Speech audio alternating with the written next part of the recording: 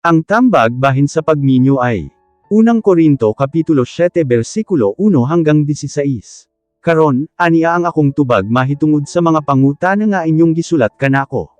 Maayo unta alang sa osa ka tawo nga dili maminyo. Apan tungod kay daghan ang matintal nga makighilawas gawas sa kaminyoon, pagminyo na lang kamo aron malikayan ninyo kini. Ang bana kinahanglan muhimo sa iyang katungdanan ngadto sa iyang asawa, ug ang asawa kinahanglan usab muhimo sa iyang katungdanan ngadto sa iyang bana. Kay ang lawas sa asawa iya na sa bana, ug ang lawas sa bana iya na usab sa asawa. Busa ayaw ninyo pagdidi ang inyong asawa o bana kon gusto niyang buhaton ang naandan nga gibuhat sa managtiayon, gawas lang kon magsabot kamo nga dili lang una kamo magbuhat sa ingon, tungod kay gusto ninyo nga gamiton ang inyong panahon alang sa pag-ampo.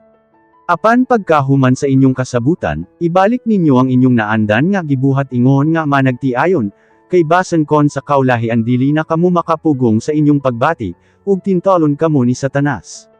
Wala ako magsugo kaninyo nga magminyo kon dili gitugutan ko kamo kon gusto ninyo. Gusto ko unta nga ang tanan mahi sama kanako nga walay asawa. Apan dili kita managsama tungod kay lain-lain ang gasa nga gihatag kanato sa Dios.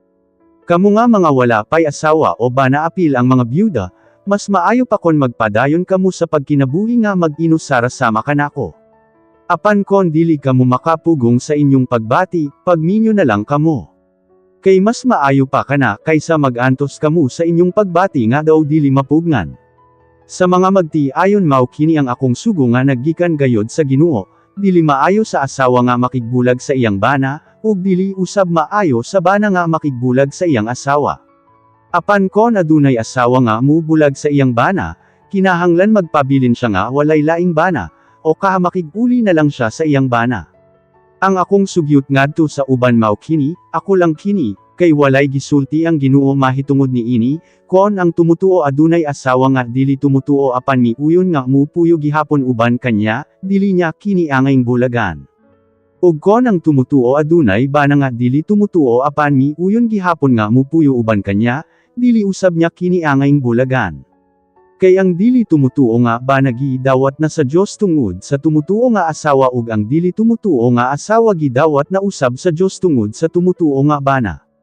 Kay kon dili ingon niini, hangtod ang ilang mga anak dili usab dawaton sa Dios.